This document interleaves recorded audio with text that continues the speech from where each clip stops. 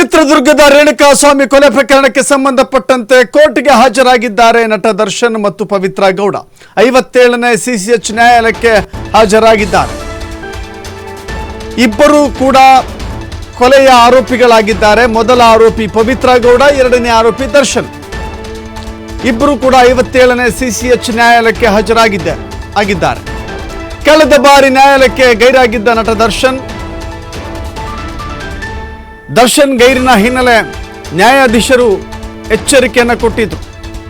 ಮತ್ತೊಮ್ಮೆ ಗೈರಾಗದಂತೆ ಖಡಕ್ ಆದಂಥ ಸಂದೇಶವನ್ನು ರವಾನೆ ಮಾಡಿದ್ರು.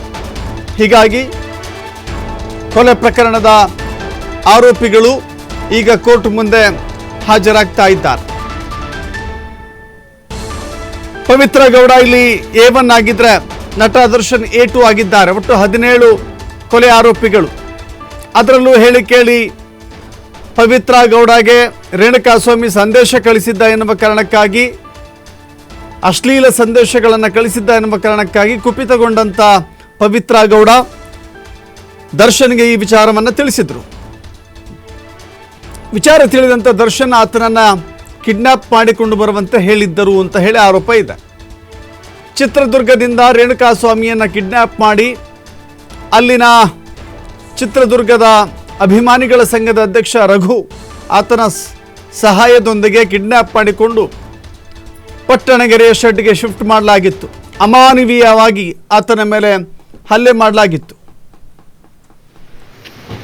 ಅಮಾನವೀಯವಾಗಿ ಹಲ್ಲೆ ಮಾಡಿದ ನಂತರ ಆತ ಪಟ್ಟಣಗೆರೆಯ ಶೆಡ್ನಲ್ಲಿಯೇ ಪ್ರಾಣ ಬಿಟ್ಟಿದ್ದ. ಈ ನಂತರದಲ್ಲಿ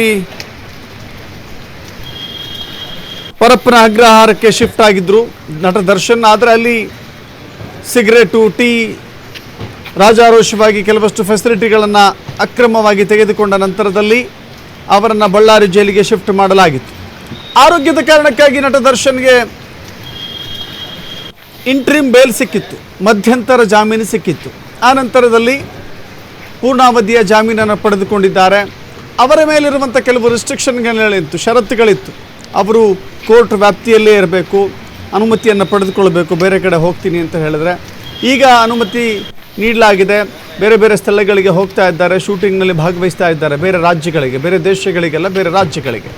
ಇದೀಗ ಪ್ರಕರಣದ ವಿಚಾರಣೆ ನಡೀತಾ ಇದೆ. ಪ್ರಕರಣದ ವಿಚಾರಣೆಯ ಸಂಬಂಧ ಹಾಜರಾಗಬೇಕಾಗತ್ತೆ. ಇಬ್ಬರು ಕೂಡ ನೋಡ್ತಾ ಇದ್ದೀರಿ ದೃಶ್ಯಾವಳಿಗಳಲ್ಲಿ, ನಟ ದರ್ಶನ್ ಹಾಗೂ ಪವಿತ್ರ ಗೌಡ ಇಬ್ಬರು ಕೋರ್ಟ್ಗೆ ಹಾಜರಾಗಿದ್ದಾರೆ. ಈ ಸಂದರ್ಭದಲ್ಲಿ ಒಂದೇ ಸ್ಥಳದಲ್ಲಿ ಪವಿತ್ರ ಗೌಡ ಹಾಗೂ ನಟ ದರ್ಶನ್ ಮುಖಾಮುಖಿ ಆಗ್ತಾ ಇದ್ದಾರೆ. ಕಳೆದ ಬಾರಿಯೂ ಕೂಡ ಮುಖಾಮುಖಿ ಆಗ್ತಾರೆ ಎನ್ನುವ ಮಾಹಿತಿ ಇದ್ದರೂ ಕೂಡ ನಟ ದರ್ಶನ್ ಗೈರಾಗಿದ್ದರು. ಇದೀಗ ಪವಿತ್ರ ದರ್ಶನ್ ಇಬ್ಬರು ಕೂಡ ಮುಖಾಮುಖಿಯಾಗಿ ನಿಂತುಕೊಳ್ತಾ ಇದ್ದಾರೆ ಕಟಕಟೆಯಲ್ಲಿ. ಸೊ ಹೀಗಾಗಿ ಈ ಕ್ಷಣ ಅವರ ಅಭಿಮಾನಿಗಳಿಗೆ ಕುತೂಹಲ ಇದ್ದೇ ಇರುತ್ತೆ.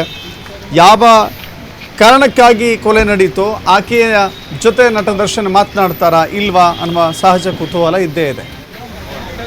ಮತ್ತಷ್ಟು ಮಾಹಿತಿ ನಮ್ಮ ಪ್ರತಿನಿಧಿ ಸಂತೋಷ್ ನೀಡ್ತಾರೆ. ಸಂತೋಷ್, ಇವತ್ತು ಗೈರಾಗದೆ ಹೋಗಿದ್ರೆ ಕಾನೂನಿನ ಸಂಕಷ್ಟವನ್ನು ಅವರು ಎದುರಿಸಬೇಕಾಗ್ತಿತ್ತು. ಈಗ ಹಾಜರಾಗಿದ್ದಾರೆ. ಬಹಳ ಕುತೂಹಲದ ಸನ್ನಿವೇಶ, ಯಾಕಂದರೆ ಪವಿತ್ರ ಗೌಡ ಹಾಗೂ ನಟ ದರ್ಶನ್ ಇವತ್ತು ಮುಖಾಮುಖಿ ಆಗ್ತಾ ಇದ್ದಾರೆ ಅನ್ನುವ ಕಾರಣಕ್ಕಾಗಿ. ಖಂಡಿತವಾಗಿಯೂ ಹಿಂದೆ ಕೋರ್ಟ್ ಡೇಟ್ ಏನಿತ್ತು ಅವತ್ತು ನಟ ಮತ್ತು ಕೊಲೆ ಆರೋಪಿ ಆಗಿರುವಂತ ದರ್ಶನ್ ನ್ಯಾಯಾಲಯಕ್ಕೆ ಹಾಜರಾಗಿರ್ಲಿಲ್ಲ. ಸೊ ಪವಿತ್ರ ಮಾತ್ರ ಹಾಜರಾಗಿದ್ರು ಮತ್ತು ಇತರ ಆರೋಪಿಗಳು ಹಾಜರಾಗಿದ್ರು. ಸೊ ದರ್ಶನ್ ಹಾಜರಾಗದೇ ಇದ್ದದಕ್ಕೆ ಕೋರ್ಟ್ ಕೂಡ ಕಳವಳವನ್ನು ವ್ಯಕ್ತಪಡಿಸಿತ್ತು. ಮತ್ತೆ ಅವರ ಪರ ವಕೀಲರು ಕೂಡ ಸೂಚನೆಗಳನ್ನ ಕೊಟ್ಟಿತ್ತು, ವಾರ್ನಿಂಗ್ ಕೊಟ್ಟಿತ್ತು. ನ್ಯಾಯಾಲಯದ ಡೇಟ್ ಇದ್ದಂತ ಸಂದರ್ಭದಲ್ಲಿ ಬರಬೇಕು, ಬಂದು ನ್ಯಾಯಾಲಯಕ್ಕೆ ಹಾಜರಾಗಬೇಕು ಅಂತ ಹೇಳಿ ಖಡಕ್ ವಾರ್ನಿಂಗ್ ಅನ್ನ ಕೊಟ್ಟಿತ್ತು. ಅದರಂತೆ ಈ ಬಾರಿ ದರ್ಶನ್ ನ್ಯಾಯಾಲಯಕ್ಕೆ ಬಂದಿರುವಂತದ್ದು. ಪವಿತ್ರ ಗೌಡ ಮತ್ತು ದರ್ಶನ್ ಈಗಾಗಲೇ ನ್ಯಾಯಾಲಯಕ್ಕೆ ಹಾಜರಾಗಿದ್ದಾರೆ. ಯಾಕಂದ್ರೆ ಈ ಹಿಂದೆ ಇದ್ದಾಗ ನ್ಯಾಯಾಲಯಕ್ಕೆ ಹಾಜರಾಗದೇ ಇದ್ದಂತ ಸಂದರ್ಭದಲ್ಲಿ ಬೆಳಗ್ಗೆ ಕೋರ್ಟ್ ಇರುತ್ತೆ, ಅವತ್ತೇ ಸಂಜೆ ಸಿನಿಮಾ ನೋಡ್ಲಿಕ್ಕೆ ಇರುತ್ತೆ. ಆ ಸಂದರ್ಭದಲ್ಲಿ ಈತ ಥಿಯೇಟರ್ಗೆ ಹೋಗಿ ದನಿವೀರ್ನ ಸಿನಿಮಾವನ್ನು ಕೂಡ ನೋಡಿರ್ತಾನೆ. ಆದ್ರೆ ನ್ಯಾಯಾಲಯಕ್ಕೆ ಬೆಳಗ್ಗೆ ಬರ್ಲಿಕ್ಕೆ ಅನಾರೋಗ್ಯದ ಕಾರಣಗಳನ್ನ ಕೊಟ್ಟಿರ್ತಾರೆ. ಸೊ ಆದ್ರೆ ಸಿನಿಮಾ ನೋಡ್ಲಿಕ್ಕೆ ಅನಾರೋಗ್ಯ ಇಲ್ಲ, ಈತನಿಗೆ ನ್ಯಾಯಾಲಯಕ್ಕೆ ಬರ್ಲಿಕ್ಕೆ ಅನಾರೋಗ್ಯ ಇತ್ತ ಅನ್ನೋದು ಸಾಕಷ್ಟು ಸಾರ್ವಜನಿಕ ವಲಯದಲ್ಲಿ ಪ್ರಶ್ನೆ ಆಗಿತ್ತು. ಮತ್ತು ಅದರ ವಿಡಿಯೋಗಳು ಕೂಡ ವೈರಲ್ ಆಗಿತ್ತು. ಅದರ ಜೊತೆಗೆ ಕೊಲೆ ಆರೋಪಿಯ ಜೊತೆಗೆ ಪ್ರಕರಣದ ಸಾಕ್ಷಿ ಆಗಿರುವಂತಹ ಚಿಕ್ಕನ ಕೂಡ ಅಲ್ಲೇ ಇದ್ರು. ಹೀಗಾಗಿ ಅಲ್ಲಿ ಸಾಕಷ್ಟು ಅನುಮಾನಗಳು ವ್ಯಕ್ತಪಡಿಸಿದ್ವು. ಎಲ್ಲ ಒಂದ್ ಕಡೆ ಕೊಲೆ ಆರೋಪ ಆಗಿರುವ ದರ್ಶನ್ ಏನು ಸಾಕ್ಷಿಗಳ ಮೇಲೆ ಪ್ರಭಾವ ಬೀರುವಂತ ಸಾಧ್ಯತೆ ಇದೆ ಅನ್ನೋದು ಪೊಲೀಸರ ಪ್ರಶ್ನೆ ಕೂಡ ಆಗಿತ್ತು.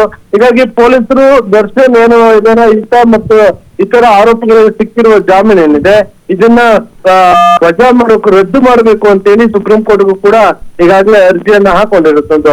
ಅದರ ಬೆನ್ನಲ್ಲೇ ಇಲ್ಲಿ ನ್ಯಾಯಾಲಯಕ್ಕೆ ಬರಬೇಕಾಗಿತ್ತು. ಇವತ್ತು ಕೋರ್ಟ್ಗೆ ಹಾಜರಾಗಿದ್ದಾರೆ. ನ್ಯಾಯಾಲಯದಲ್ಲಿ ಹೋದ ನಂತರ ಏನು ಮೊದಲು ಹಾಜರಾತಿಯನ್ನ ಪಡ್ಕೊಳ್ಳಲಾಗುತ್ತೆ. ಆರೋಪಿಗಳು ಯಾರ್ಯಾರು ಬಂದಿದ್ದಾರೆ ಅಂತ ಬಂದ ನಂತರ ಈ ಹಿಂದೆ ಗೈರಾಗಿದ್ದ ದರ್ಶನ್ಗೆ ಪ್ರಶ್ನೆ ಮಾಡುವಂತ ಸಾಧ್ಯತೆ ಇರುವಂತದ್ದು. ಯಾವ ಕಾರಣಕ್ಕಾಗಿ ಗೊತ್ತಲಿಲ್ಲ ಒಂದು, ಮತ್ತೆ ನ್ಯಾಯಾಲಯಕ್ಕೆ ಹಾಜರಾಗದೆ ಬೇರೆ ಕಾರ್ಯಕ್ರಮಕ್ಕೆ ಹಾಜರಾಗಿದೆ ಅನ್ನೋದ್ರ ಬಗ್ಗೆ ನ್ಯಾಯಾಲಯ ಪ್ರಶ್ನೆ ಮಾಡಿದ್ರು ಕೂಡ ಆಶ್ಚರ್ಯ ಇಲ್ಲ. ಒಟ್ಟಾಗಿ ನ್ಯಾಯಾಲಯಕ್ಕೆ ಬರಬೇಕು ಮತ್ತು ಯಾವ ರೀತಿಯಾಗಿ ಗೌರವ ಕೊಡಬೇಕು ಅನ್ನೋದು ದರ್ಶನ್ಗೆ ಇವತ್ತು ನ್ಯಾಯಾಲಯದಲ್ಲಿ ಪಾಠ ಆದ್ರೂ ಕೂಡ ನಾವು ಆಶ್ಚರ್ಯ ಪಡಬೇಕಾಗಿಲ್ಲ. ಇದೀಗ ಇಬ್ಬರು ಆರೋಪಿಗಳು ಹಾಜರಾಗಿದ್ದಾರೆ. ಉಳಿದ ಇನ್ನು 15 ಆರೋಪಿಗಳು ಕೂಡ ನ್ಯಾಯಾಲಯಕ್ಕೆ ಹಾಜರಾಗಬೇಕಾಗಿರುವಂತದ್ದು. Dasharath. Yes, thank you Santosh ನಿಮ್ಮೆಲ್ಲ ಮಾಹಿತಿಗೆ.